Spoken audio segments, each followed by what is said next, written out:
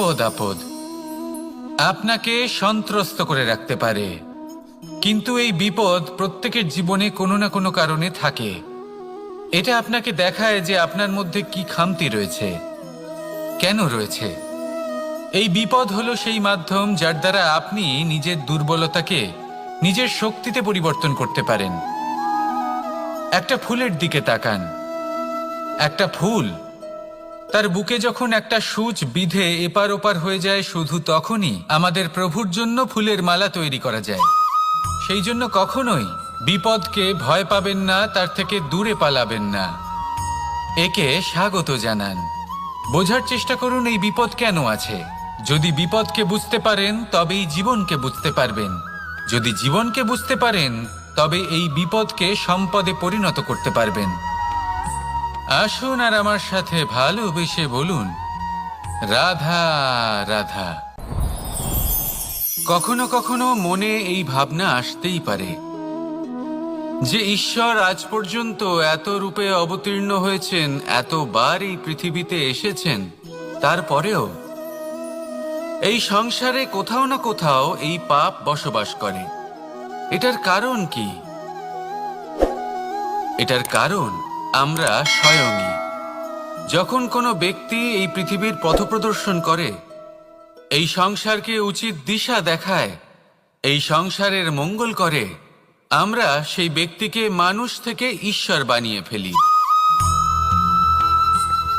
সেই ব্যক্তির পতন স্বয়ং আমাদের হাতেই হয়ে যায়, কারণ সেই ব্যক্তি তার শ্বাস প্রশ্বাসের জন্য হয় না।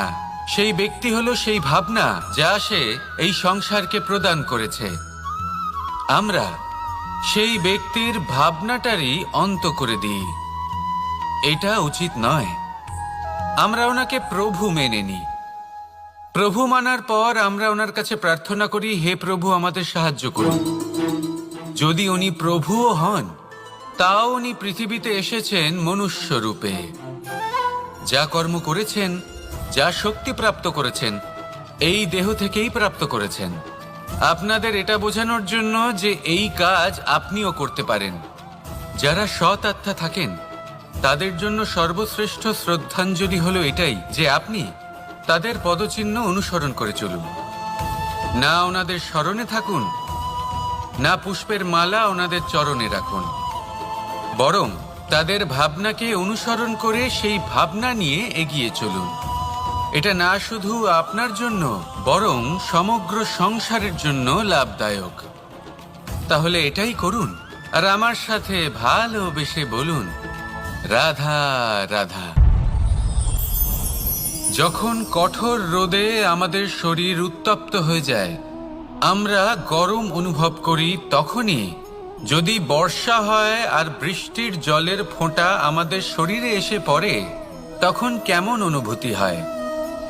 বর্ষার এই জলের ফোঁটা যখন ধরিত্রীতে পড়ে, তখন যে নাদ উৎপন্ন হয়, মনে হয় যেন এক সঙ্গীত। এমন এক সঙ্গীত যা স্থিরতার সাথে আমাদের বুঝিয়ে দেয় যে এই সূর্যের উত্তাপ, এই রোদ, তা চিরকালের জন্য থাকবে না।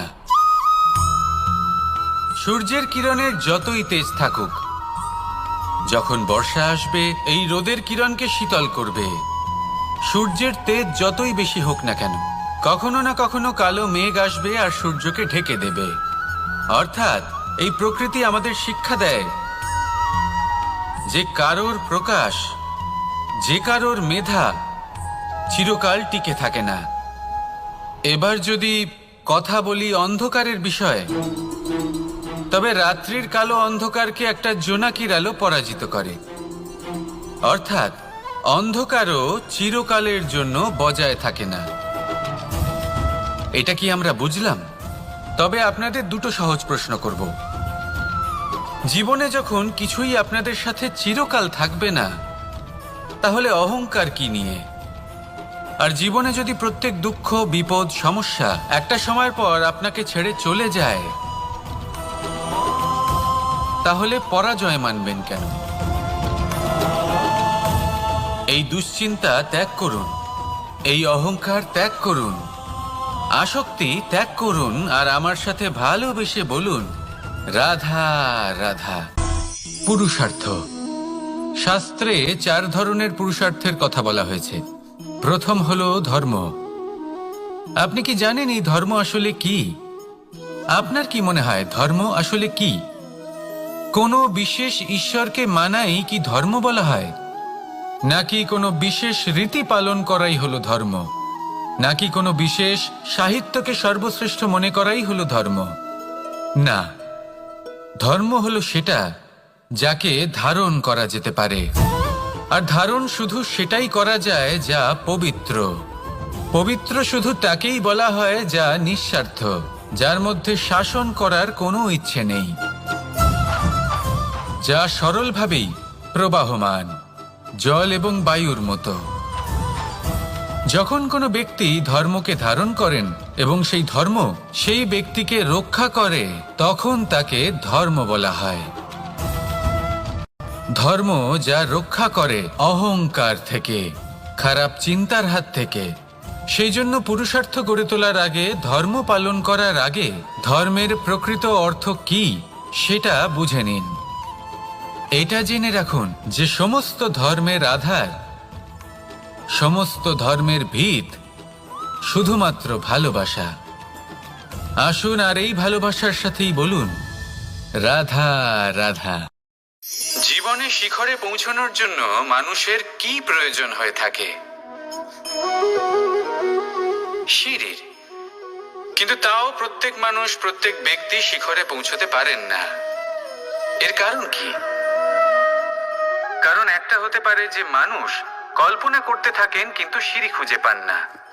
কিছু মানুষ খুঁজে নেন কিন্তু তা পেয়ে এতটাই প্রসন্ন হয়ে যান যে তারপর আর কোনো কর্মই করেন না। খুব সোজা ব্যাপার। অনেক মানুষ সিঁড়ি খুঁজে পান না, আর যদি পেয়েও যান তাও যতক্ষণ না তাতে চড়ছেন সেই শিখরে পৌঁছবেন কি করে? যতক্ষণ না আপনি পরিশ্রম করছেন, যতক্ষণ না সেই সিঁড়িতে আপনি চড়ছেন, যতক্ষণ না ক্লান্ত হচ্ছেন, আপনার পায়ে হাঁটুতে ব্যথা না হচ্ছে, ততক্ষণ এই শিখরে পৌঁছানোর সৌভাগ্য লাভ করতে পারবেন না। তাহলে কল্পনার সাথে কর্ম করুন, পরিকল্পনার সাথে পরিশ্রম করুন, সব কিছু পাবেন। আসুন আমার সাথে ভালোবেসে বলুন রাধা রাধা। সমস্যা, কঠিন সময়, সংকট, বিপদ কার জীবনে নেই? প্রত্যেকের জীবনে আছে। কিন্তু আমাকে একটা কথা বলুন, যদি নৌকায় ঢেউকে ভয় পেতে শুরু করে তাহলে সাগর পার করবে কে? কখনো কোনো ছোট্ট পিঁপড়েকে দেখেছেন যে আকারে হয়তো ছোট হতে পারে কিন্তু বড় শিক্ষা দিয়ে যায়? কিন্তু আমরা শিখি না। এবার দেখুন একটা পিঁপড়েকে যে ভোজনের খোঁজে বাইরে বের হয়, একটা ছোট্ট দানা তুলে নেয়। ছোট দানা তোলে কারণ তার থেকে বেশি সে তুলতেই পারবে না। সে দানা নিয়ে চলতে শুরু করে, কোনো দেওয়ালে উঠে পড়ে, আবার পড়েও যায়। সেই দানা দূরে কোথাও একটা পড়ে যায়, তা আবার খোঁজে, তুলে নেয়, আবার চলতে থাকে। পড়ে যায় আবার ওঠে, পড়ে যায় আবার ওঠে। সেই দানাটা রেখে দেয়, আবার বেরিয়ে পড়ে ভোজনের খোঁজে। পরিশ্রম করতে থাকে কিন্তু হার মানে না। এই শিক্ষাই তো আমাদের প্রাপ্ত করতে হবে। নিরন্তর পরিশ্রম আর নির্ভীক হয়ে কর্ম করে যেতে হবে। এটাই হলো সাফল্যের মাধ্যম, এটাই হলো জয়ের মন্ত্র, অচ্যুত অজয় অস্ত্র। তাহলে আসুন আর আমার সাথে ভালোবেসে বলুন রাধা রাধা। বিপদ আপদ আপনাকে সন্ত্রস্ত করে রাখতে পারে, কিন্তু এই বিপদ প্রত্যেকের জীবনে কোনো না কোনো কারণে থাকে। এটা আপনাকে দেখায় যে আপনার মধ্যে কি খামতি রয়েছে, কেন রয়েছে। এই বিপদ হলো সেই মাধ্যম যার দ্বারা আপনি নিজের দুর্বলতাকে নিজের শক্তিতে পরিবর্তন করতে পারেন। একটা ফুলের দিকে তাকান। একটা ফুল, তার বুকে যখন একটা সূচ বিঁধে এপার ওপার হয়ে যায়, শুধু তখনই আমাদের প্রভুর জন্য ফুলের মালা তৈরি করা যায়। সেই জন্য কখনোই বিপদকে ভয় পাবেন না, তার থেকে দূরে পালাবেন না, একে স্বাগত জানান। বোঝার চেষ্টা করুন এই বিপদ কেন আছে। যদি বিপদকে বুঝতে পারেন তবেই জীবনকে বুঝতে পারবেন। যদি জীবনকে বুঝতে পারেন তবে এই বিপদকে সম্পদে পরিণত করতে পারবেন। আসুন আর আমার সাথে ভালোবেসে বলুন, রাধা রাধা। কখনো কখনো মনে এই ভাবনা আসতেই পারে যে ঈশ্বর আজ পর্যন্ত এত রূপে অবতীর্ণ হয়েছেন, এতবার এই পৃথিবীতে এসেছেন, তারপরেও এই সংসারে কোথাও না কোথাও এই পাপ বসবাস করে। এটার কারণ কি? এটার কারণ আমরা স্বয়ংই। যখন কোনো ব্যক্তি এই পৃথিবীর পথপ্রদর্শন করে, এই সংসারকে উচিত দিশা দেখায়, এই সংসারের মঙ্গল করে, আমরা সেই ব্যক্তিকে মানুষ থেকে ঈশ্বর বানিয়ে ফেলি। সেই ব্যক্তির পতন স্বয়ং আমাদের হাতেই হয়ে যায়, কারণ সেই ব্যক্তি তার শ্বাস প্রশ্বাসের জন্য হয় না। সেই ব্যক্তি হলো সেই ভাবনা যা সে এই সংসারকে প্রদান করেছে। আমরা সেই ব্যক্তির ভাবনাটারই অন্ত করে দিই। এটা উচিত নয়। আমরা ওনাকে প্রভু মেনে নিই। প্রভু মানার পর আমরা ওনার কাছে প্রার্থনা করি, হে প্রভু আমাদের সাহায্য করুন। যদি উনি প্রভুও হন, তাও উনি পৃথিবীতে এসেছেন মনুষ্য রূপে। যা কর্ম করেছেন, যা শক্তি প্রাপ্ত করেছেন, এই দেহ থেকেই প্রাপ্ত করেছেন। আপনাদের এটা বোঝানোর জন্য যে এই কাজ আপনিও করতে পারেন।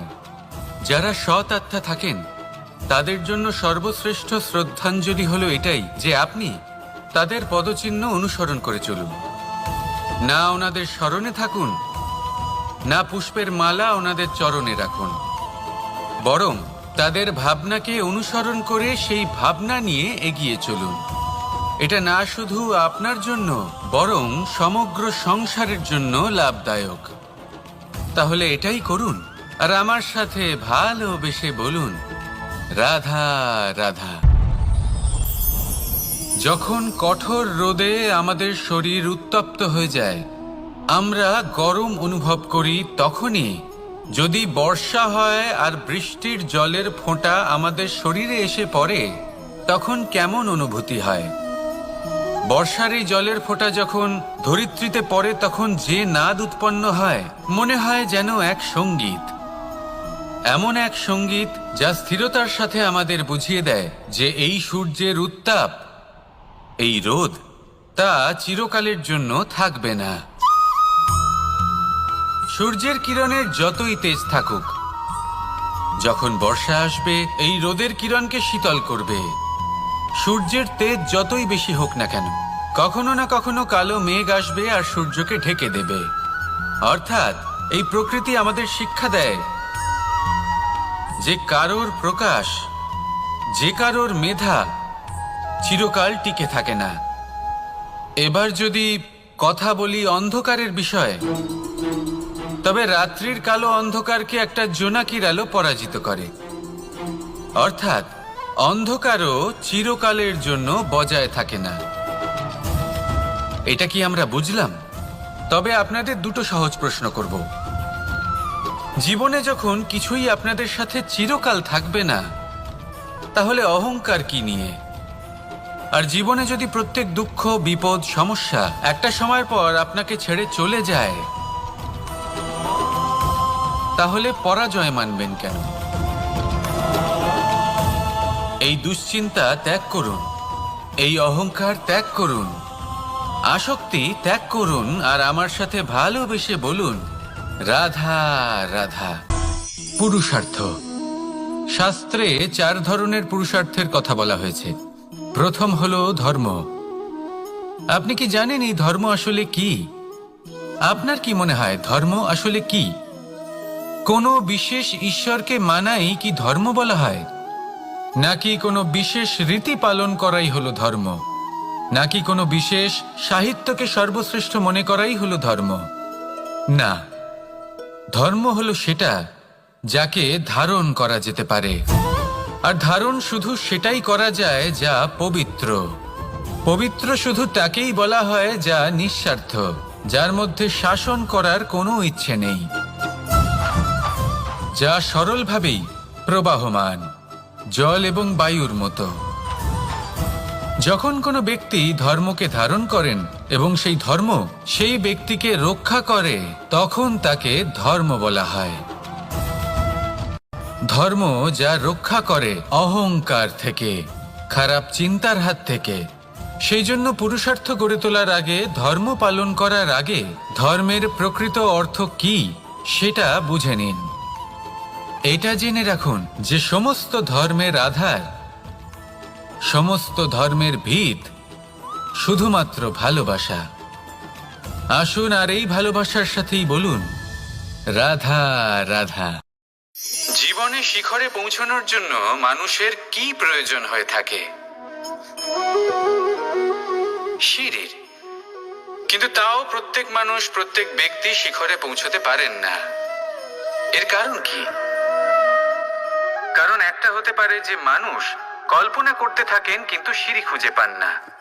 কিছু মানুষ খুঁজে নেন কিন্তু তা পেয়ে এতটাই প্রসন্ন হয়ে যান যে তারপর আর কোনো কর্মই করেন না। খুব সোজা ব্যাপার। অনেক মানুষ সিঁড়ি খুঁজে পান না, আর যদি পেয়েও যান তাও যতক্ষণ না তাতে চড়ছেন সেই শিখরে পৌঁছবেন কি করে? যতক্ষণ না আপনি পরিশ্রম করছেন, যতক্ষণ না সেই সিঁড়িতে আপনি চড়ছেন, যতক্ষণ না ক্লান্ত হচ্ছেন, আপনার পায়ে হাঁটুতে ব্যথা না হচ্ছে, ততক্ষণ এই শিখরে পৌঁছানোর সৌভাগ্য লাভ করতে পারবেন না। তাহলে কল্পনার সাথে কর্ম করুন, পরিকল্পনার সাথে পরিশ্রম করুন, সব কিছু পাবেন। আসুন আমার সাথে ভালোবেসে বলুন রাধা রাধা। সমস্যা, কঠিন সময়, সংকট, বিপদ কার জীবনে নেই? প্রত্যেকের জীবনে আছে। কিন্তু আমাকে একটা কথা বলুন, যদি নৌকায় ঢেউকে ভয় পেতে শুরু করে তাহলে সাগর পার করবে কে? কখনো কোনো ছোট্ট পিঁপড়েকে দেখেছেন যে আকারে হয়তো ছোট হতে পারে কিন্তু বড় শিক্ষা দিয়ে যায়? কিন্তু আমরা শিখি না।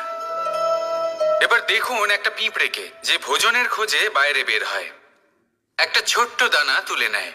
ছোট দানা তোলে কারণ তার থেকে বেশি সে তুলতেই পারবে না। সে দানা নিয়ে চলতে শুরু করে, কোনো দেওয়ালে উঠে পড়ে, আবার পড়েও যায়। সেই দানা দূরে কোথাও একটা পড়ে যায়, তা আবার খোঁজে, তুলে নেয়, আবার চলতে থাকে। পড়ে যায় আবার ওঠে, পড়ে যায় আবার ওঠে। সেই দানাটা রেখে দেয়, আবার বেরিয়ে পড়ে ভোজনের খোঁজে। পরিশ্রম করতে থাকে কিন্তু হার মানে না। এই শিক্ষাই তো আমাদের প্রাপ্ত করতে হবে। নিরন্তর পরিশ্রম আর নির্ভীক হয়ে কর্ম করে যেতে হবে। এটাই হলো সাফল্যের মাধ্যম, এটাই হলো জয়ের মন্ত্র, অচ্যুত অজয় অস্ত্র। তাহলে আসুন আর আমার সাথে ভালোবেসে বলুন রাধা রাধা। লক্ষ্যে পৌঁছানো অত্যন্ত কঠিন হয়। কেউ ভাবেন যে কেন এত কঠিন হয়, কেন এত কষ্ট করতে হয় লক্ষ্যে পৌঁছানোর জন্য? এই লক্ষ্য সরলভাবে কেন আমার কাছে চলে আসে না? চলুন আপনাকে একটা কথা বলি, যদি আপনার লক্ষ্য কঠিন না হয় তাহলে তাকে পাওয়া আপনার পক্ষে অসম্ভব হয়ে উঠবে। লক্ষ্যে পৌঁছানোর এই রাস্তায় আপনি যে কড়া রোদের সম্মুখীন হন, যার থেকে আপনি দূরে পালাতে চান, সেই রোদ আপনাকে প্রেরণা যোগায় যে আপনি এগোতে থাকুন। ভাবুন একজন যাত্রী যে কিনা নিজের লক্ষ্যের দিকে যাচ্ছেন, সেই পথে উনি যদি একটু ছায়া পেয়ে যান আর উনি ওখানে বিশ্রাম নেন, তাহলে তার সাথে তার ভাগ্য গভীর নিদ্রায় সেখানে বিলীন হয়ে যায়। তাই পরিশ্রমের কড়া রোদের থেকে কখনো দূরে পালাবেন না। জীবনে শুধু সামনে এগোতে থাকুন দৃঢ়তার সাথে। আর লক্ষ্য সরল হোক, কঠিন হোক বা অত্যাধিক কঠিন হোক, একটা কথা মনে রাখবেন, যে জীবনের লক্ষ্যে পৌঁছতে পেরেছে সে লক্ষ্য প্রাপ্তির জন্য আফসোস কখনোই করে না। রাধা রাধা। এই সংসারে সাফল্য লাভ করার জন্য জ্ঞানের প্রয়োজন হয়, পরিশ্রমের প্রয়োজন হয়, দৃঢ় নিষ্ঠার প্রয়োজন হয়, নিরন্তর চেষ্টা করা প্রয়োজনীয়। কিন্তু আরো কিছু আছে যা অত্যন্ত প্রয়োজনীয় এবং গুরুত্বপূর্ণ। তা হলো ভালো বন্ধু। তাদের থাকা অত্যন্ত প্রয়োজনীয়। যদি ভালো বন্ধু থাকে তাহলে সময় এলে তারা ঢাল হয়ে আপনাকে সুরক্ষা করবেন। সময় এলে অস্ত্রের মতো শত্রুকে সংহারও করবেন। যদি তিনি জ্ঞানী হন, তাদের মধ্যে সদ্গুণ থাকে, তাহলে এই সব গুণ আপনার মধ্যেও প্রবেশ করবে। তাহলে সাফল্যের জন্য ভালো বন্ধু পাওয়া অত্যন্ত প্রয়োজনীয়। কিন্তু শুধু বন্ধু কেন, ভালো শত্রুও থাকা প্রয়োজনীয়। এবার আপনি ভাববেন, আমি কি বললাম? যদি আপনার জীবনেও ভালো অর্থাৎ শক্তিশালী শত্রু থাকে, তাহলে আপনিও শক্তিশালী হতে থাকবেন। এই শত্রু আপনাকে প্রেরিত করবে আরো বেশি শক্তিশালী হয়ে ওঠার। কখনো কোনো হরিণকে দেখুন, তীব্র গতিতে দৌড়তে থাকে। কেন তীব্র গতিতে দৌড়য়? এই কারণে নয় যে কোথাও তার জন্য মধুর ঘাস অপেক্ষা করে রয়েছে, না। সে এই কারণে তীব্র গতিতে দৌড়য় কারণ সেটা না করলে তার পেছনে একটি সিংহ আছে যে ওকে নিজের ভোজন করে ফেলবে। তাই জীবনে বিপদ, সংকট এই সবকিছুও হলো অত্যন্ত গুরুত্বপূর্ণ। তার সম্মুখীন হতে শিখুন আর আমার সাথে ভালোবেসে বলুন, রাধা রাধা। ধৈর্য, এই ধৈর্য কি কোনো গুণ, কোনো অনুভূতি, কোনো দৃষ্টিভঙ্গি? আমার জন্য ধৈর্য এক বাহন। আপনি হয়তো ভাবছেন, এ কেমন বাহন? বাহন তো ঘোড়া হতে পারে, হাতি হতে পারে, উটও হতে পারে, কিন্তু ধৈর্যকে বাহন বানানো মানে? চলুন আপনাকে একটা কথা বোঝাই। পৃথিবীতে এমন কোনো বাহন নেই যে তার আরোহীকে আছড়ে ফেলেনি। সেটা উট হোক বা হাতি হোক বা ঘোড়া হোক, চলতে চলতে কখনো নড়বড় করেই বসে। তারপর সেই আরোহী পরে কারোর পায়, তারপর পরে তার নিজের নজরে। কিন্তু ধৈর্যরূপী বাহন কখনো কাউকে ফেলে না, কখনো না। না সেই আরোহী কারোর পায়ে পড়ে, আর না তো নিজের নজরে। কারণ ধৈর্য আপনাকে বিবেক প্রদান করে, বিবেক আপনাকে পরিকল্পনায় সাহায্য করে, আর পরিকল্পনা প্রদান করে আপনাকে শক্তি, আপনার লক্ষ্যের দিকে অগ্রসর হওয়া। বুঝলেন? ধৈর্যকে সঙ্গে রাখুন, নিজেকে আরো ধৈর্যশীল করে তুলুন। এই ধৈর্যের সাহায্যে আরোহণ করে দেখুন কিভাবে এই বাহন আপনাকে আপনার গন্তব্যে পৌঁছে দেবে। রাধা রাধা। সংসারে এমন একটা ভ্রান্ত ধারণা রয়েছে যে সবকিছু ভাগ্যের দ্বারা পাওয়া যায়, কিন্তু ভাগ্য, প্রারব্ধ এ তো সকলের জন্যই সমান হয়। এটা তো ব্যক্তির উপরে নির্ভরশীল হয়, তার আকাঙ্ক্ষার উপরে নির্ভরশীল হয়, বাসনার উপরে নির্ভরশীল হয়, স্বভাবের উপরে নির্ভরশীল হয় যে উনি সেটা নিয়ে কি করেন। দেখুন, এই প্রসাদ কিন্তু সকলকেই দেওয়া হয়, কিন্তু তা গ্রহণ করবেন কিভাবে সেটা ব্যক্তির উপরে নির্ভর করে। আপনাকে এক উদাহরণ দিই। যেমন ধরুন, দুজন মানুষকে আমি একটা করে মাটির ডেলা দিলাম, সেটা নিয়ে তারা কি করবেন? একজন মানুষ তার ছোট ছোট ডেলা বানাবেন আর পথযাত্রীদের ওপরে ছুঁড়ে মারবেন, হাসি ঠাট্টা করবেন, তাদের বস্ত্র নোংরা করে দেবেন, সেটাতেই উনি আনন্দ পাবেন। অন্যদিকে দ্বিতীয় ব্যক্তি সেই মাটির ডেলা দিয়েই নিজের জন্য একটা কুঁড়ে ঘর বানাবেন। সেই কুঁড়ে ঘর যা রোদেতে, বৃষ্টিতে, ঝড়ে তাকে সুরক্ষিত রাখবে। অনুভূতি, এই অনুভূতি বদলাতে শিখুন। এই অনুভূতি অত্যন্ত গুরুত্বপূর্ণ। ভালোবাসাতেও এই অনুভূতি হলো অত্যন্ত গুরুত্বপূর্ণ। ভালোবাসা সে বন্ধুর সাথে হোক, মা বাবার সাথে হোক, ভাই বোনের সাথে হোক, স্ত্রীর সাথে হোক, যে কারোর সাথে হোক। মনে রাখবেন, এই হলো সেই অনুভূতি যা আপনার ভাগ্য নির্ধারণ করে থাকে। তাহলে আসুন আমার সাথে প্রেমের অনুভূতি নিয়ে বলুন, রাধা রাধা। লক্ষ্য, পথ আর সাফল্য, এই তিনটেই একে অপরের সাথে জড়িত, কিন্তু অনেকবার মানুষ এদের ঠিকভাবে বুঝতে পারেন না।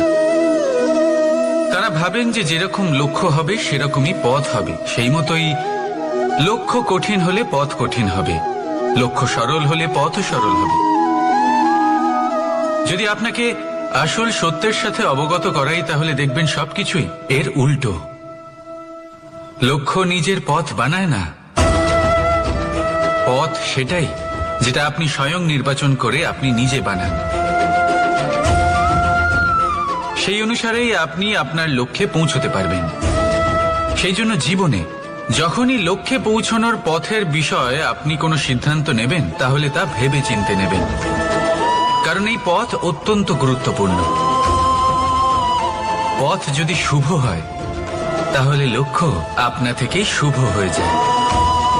তাহলে আসুন আমার সাথে ভালোবেসে বলুন, রাধা রাধা। ভাগ্য আর কর্ম, এই দুই এমন শব্দ যাকে ঘিরে সমগ্র সংসার। কেউ বলে আমার ভাগ্যে এটা ছিল না, যা পেলে আমার জীবন অন্যরকম হতো। কেউ বলে আমার গত জন্মের কর্ম নিশ্চয়ই এমন ছিল, যে কারণে এই জন্মে এরকম ভাগ্য পেয়েছি আমি। এসব বাদ দিন আর একবার শান্ত চিত্তে ভাবুন। আপনি বুঝতে পারবেন যে ভাগ্য আর কর্ম এই দুই এই জন্মের। তফাৎ শুধুমাত্র এটাই যে যদি ভাগ্যের কথা বলা হয় তাহলে আপনি এই ভাগ্যের থেকে যত বেশি আশা করবেন তত বেশি নিরাশ হবেন আপনি। কারণ এই আশা আপনাকে কর্ম করা থেকে আটকায়। যদি কথা বলা হয় কর্মের, তাহলে নিজের কর্মের প্রতি যত বিশ্বাস রাখবেন তত বেশি সফলতা আপনার কাছে আসবে।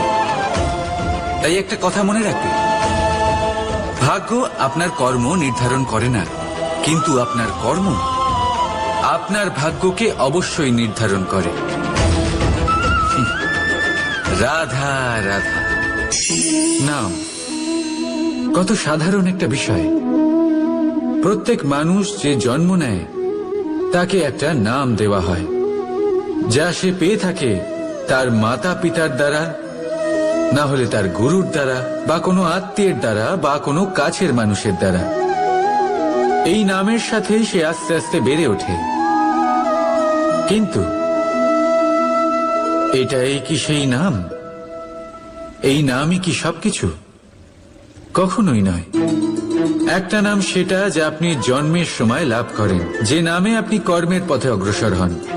আরও একটা নাম সেটা যা আপনি আপনার কর্মের দ্বারা অর্জন করেন, আর এই নামেই আপনাকে সবাই যুগ যুগ ধরে মনে রাখে। আপনার আসল নাম সেটা নয় যা আপনাকে জন্মের সময় দেওয়া হয়েছিল। আপনার আসল নাম সেটা যেটা আপনি আপনার কর্ম দ্বারা লাভ করেছেন। কারণ সেই লাভের পেছনে প্রচুর প্রয়াস লুকিয়ে থাকে, অনেক পরিশ্রম লুকিয়ে থাকে। কিন্তু যদি আপনি চান যে মানুষ আপনার নাম মনে রাখে, তাহলে আপনাকে কর্মের পথে অগ্রসর হতেই হবে। শুভ কর্ম করতে হবে, অনর্গল চেষ্টা করে যেতে হবে, মহান কাজ করতে হবে। আর বিশ্বাস করুন, আপনি একটা মহান নামের ফল অবশ্যই লাভ করবেন। রাধা রাধা। আমি এখানে একা এই বনে বসে আছি, বাঁশি বাজাচ্ছি। কার জন্য? কে আছেন এখানে? কেউ নেই। আমার প্রজা, আমার রাজ্য, আমার পরিবার আমার থেকে অনেক দূরে আছেন। আমি এখানে একা এই বনে বসে এই আকাশের এই রঙের, গাছের এই সব ফলের, মাটির সুবাসের আনন্দ উপভোগ করছি। কেন? আমি হলাম দ্বারকাধীশ। এমন কি রাজকীয় বা ভৌতিক সুখ রয়েছে যে আমি ওখানে পেতে পারি না? সবকিছুই পেতে পারি, তাও এখানে বনে একা বসে আছি। কোন সুখ খুঁজে চলেছি? একা থাকার সুখ। আমরা প্রত্যেকদিন অনেক মানুষের সাথে, চিন্তাধারার সাথে, কর্মের সাথে, পরিস্থিতির সাথে, সুখ দুঃখের দ্বারা বেষ্টিত থাকি। জীবনের এই চক্রে আমরা জড়িয়ে পড়তে থাকি। যতই আমরা এই সমস্যার সমাধান করি, আমরা ততই এতে জড়িয়ে পড়ি। আমরা এতটাই জড়িয়ে পড়ি যে যখন আমরা আয়নায় নিজেদের দেখি, তখন আমরা নিজেদের চিনতেই পারি না। এমন মনে হয় যেন আমরা নিজেদের হারিয়ে ফেলেছি। সেই জন্য প্রত্যেক দিন আপনি কিছু সময় নিজের সাথে কাটান একান্তে। এটা অত্যন্ত আবশ্যক। নিজের অস্তিত্বের গভীরে গিয়ে দেখতে শিখুন, নিজেকে বুঝুন। অদ্ভুত শান্তির অনুভূতি হবে। যেমন এই বায়ু, এই বৃক্ষ, এই পুষ্প, এই নিসর্গ, এদের মতো আপনিও কখনো একলা হতে শিখুন। কখনো নিসর্গের একটা অংশ হয়ে দেখুন। এই মন প্রসন্ন হয়ে বলবে, রাধা। একবার একটা শেয়াল বনে বিচরণ করছিল। ও একটা ছোট্ট শাবক দেখতে পেল। ও ভাবলো আজ একেই আমি খাবার হিসেবে গ্রহণ করব। আশেপাশে দেখলো কেউ দেখছে না তো, কেউ ছিল না, আর সেই শাবকের ওপর আক্রমণ করলো, যা হলো একটা ঘোর অপরাধ। বনের নিয়ম অনুসারে আপনি কখনোই শাবকের ওপর আক্রমণ করতে পারেন না। তারপর এই খবরটা যখন রাজা সিংহ জানতে পারলেন, সভার আয়োজন করলেন। কিন্তু সেখানে শেয়াল বলল, আমি তো এরকম কিছু করিনি। কিন্তু যদি আপনি এরকম বলেন, কোনো প্রমাণ দিন, এর কোনো সাক্ষী আছে? তখন রাজা সিংহ পেঁচাকে ডেকে পাঠালেন, যে সেই মুহূর্তে বৃক্ষের শাখার ওপর বসেছিল। সে সব কিছু দেখেছিল। পেঁচা সব সত্যি কথা বলল, আর শেয়ালকে মৃত্যুদণ্ড দেয়া হলো। এবার এই কাহিনী আমি আপনাকে কেন শোনালাম? কারণ মানুষও কখনো কখনো এরকম কর্ম করেন যা শিয়াল করেছে। এটা ভাবেন কেউ দেখছে না, যখন আমি অনুচিত কর্ম করতেই পারি। কিন্তু না, আপনি যাই করুন না কেন, কেউ না কেউ অবশ্যই তা দেখছে। কোনো ব্যক্তি না হলেও কোনো প্রাণী, না হলে কোনো যক্ষ বা দেব বা প্রেত। যদি এনারা কেউ না দেখেন, তাহলে ধরিত্রী মাতা দেখেন, যেখানে দাঁড়িয়ে আপনি সেই কর্ম করছেন, তাই না? তাই একটা কথা সবসময় মনে রাখবেন, কে দেখছেন কে দেখছেন না সেই বিষয়ে ভাবা ছেড়ে দিন। এটা খুব সহজ কথা। আপনি যদি উচিত কর্ম করেন, উচিত ফল পাবেন। যদি অনুচিত কর্ম করেন, তাহলে আপনি অনুচিত ফল অবশ্যই পাবেন। সেই জন্য উচিত পথে চলতে থাকুন, উচিত কর্ম করতে থাকুন, আর আমার সাথে ভালোবেসে বলুন, রাধা রাধা। বাহ, পুষ্পের সুবাস আমার খুব ভালো লাগে। অত্যন্ত সুন্দর হয় এই পুষ্প।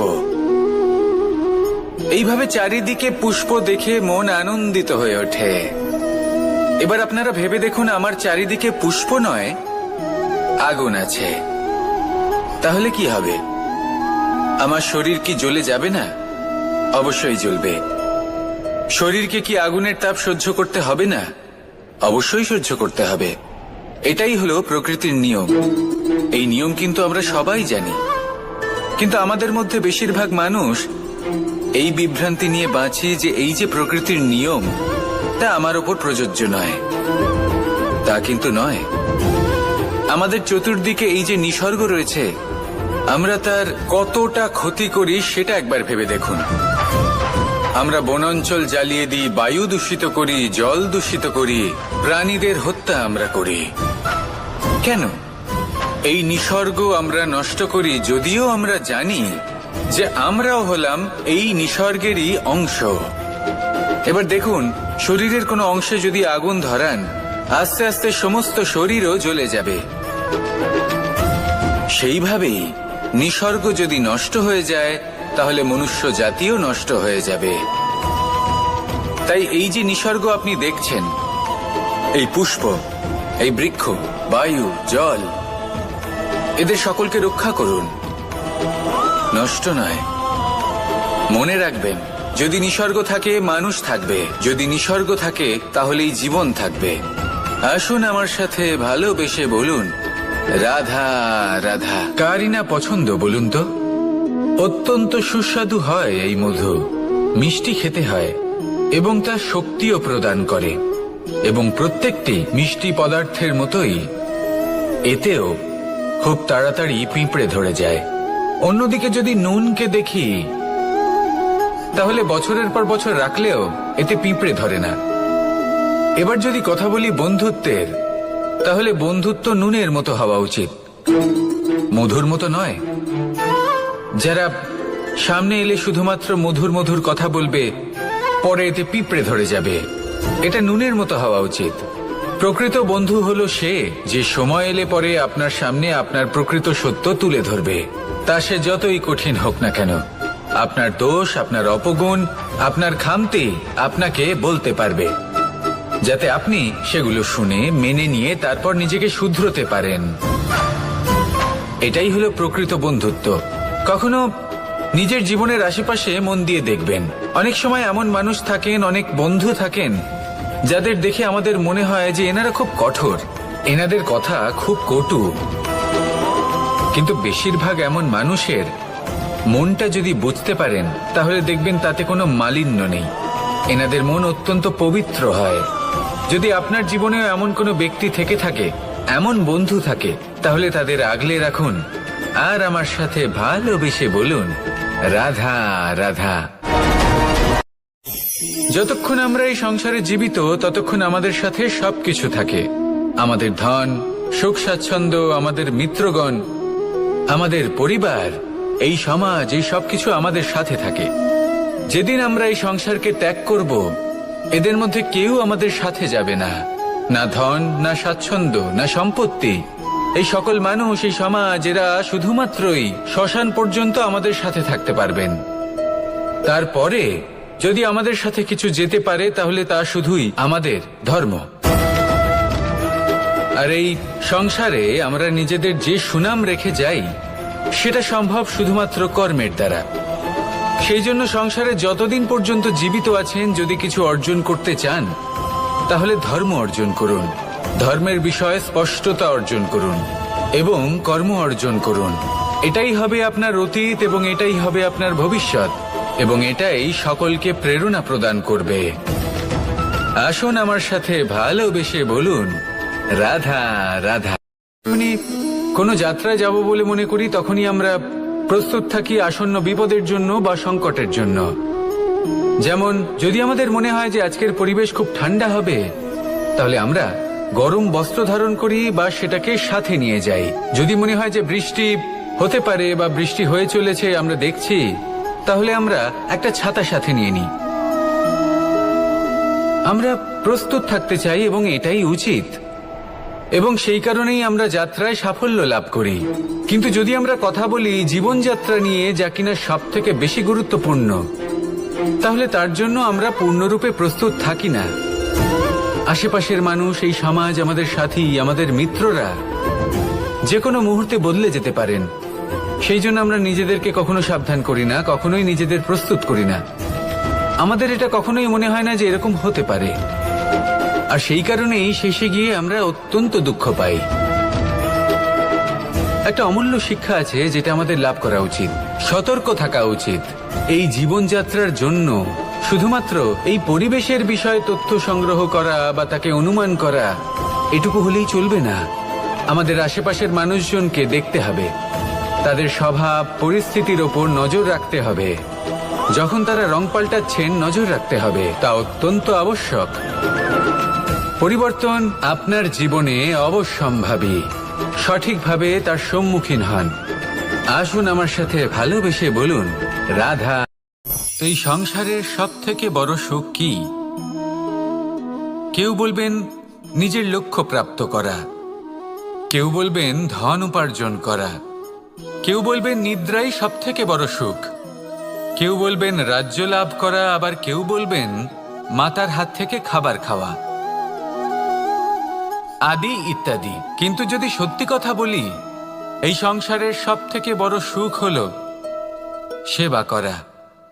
কখনো কাউকে সেবা করে দেখুন। এই সেবা দ্বারা অন্য কোনো মানুষের আশীর্বাদ লাভ করাতেই সুখ রয়েছে। আপনার সেবা ভাব দ্বারা যখন কোনো মানুষ নিজের অন্তরাত্মা থেকে আপনাকে আশীর্বাদ করে, তার থেকে বড় সুখ আর কিছুই নেই।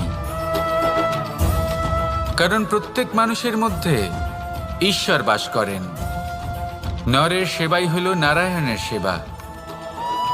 নিষ্কাম সেবা করাই হলো সব থেকে বড় সুখ। তাই নিজের অন্তরে সেবার এই ভাব জাগ্রত করুন। যে সুখের কথা আমি বলছি, সেই সুখ অনুভব করেই দেখুন।